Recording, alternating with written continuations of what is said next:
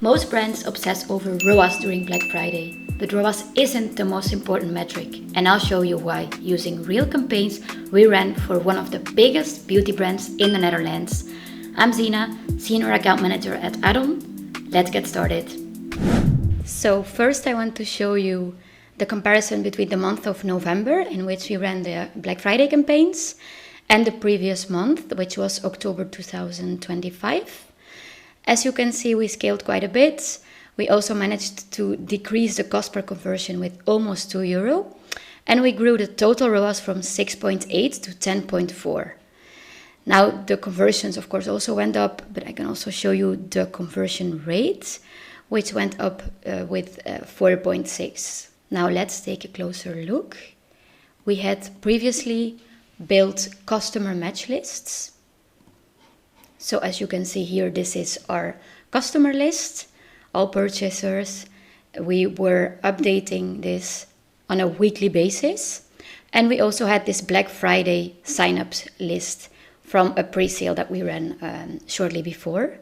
So it's important to keep these lists fresh, because this is what will make Google distinguish between new customers and returning ones.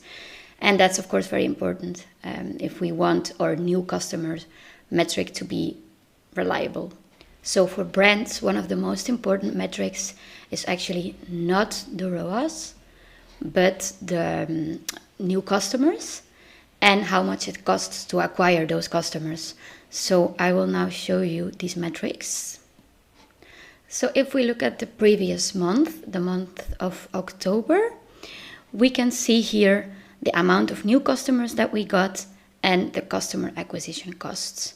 Around €10 and around 876 new customers. So I have filtered out the branded campaign in here, so you can also see the results. Of course, we were filtering out all branded traffic from our campaigns, except from our search branded one, which is the one I filtered out. So it's easy for you to see as well both metrics. And if we now look at the month of November, we can see that it costs us half as much to bring in a new customer. So if we then do the strict calculation without taking into account the unknown users, so only the ones that Google could identify as new customers, then we would have to divide every single euro spent by every new user. And that would bring us to around €10 for the month of November, CAC, customer acquisition cost, and around 29 for the month of October.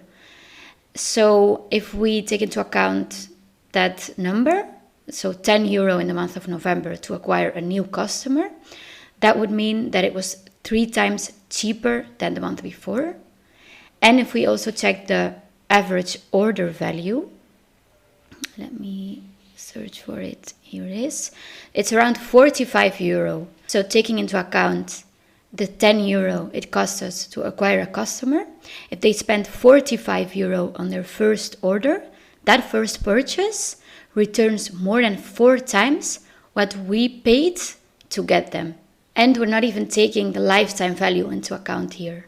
Now, if we look specifically at the 2 days that we had Black Friday campaigns and promotions running, these are the numbers. And we can also see, if we look at the revenue, that more or less 27% of the total revenue of that month came from those 2 days that we had the campaigns, the Black Friday campaigns running. And if we check the new customers, around 26% of the total new customers that we acquired in the month of November came in during those 48 hours that we had the Black Friday campaigns running. And all of this with just a fraction of the spend. So lastly, I want to point out that it's also important to take into account overlap rate and incrementality when we work with brands, especially if we have other marketing channels. So if we're also running meta ads, for example, and that's why these metrics, so the CAC and the new customers, are so important to look at. So that was it for today. If this video was useful for you, feel free to comment or subscribe. And thank you all for watching. See you in the next video.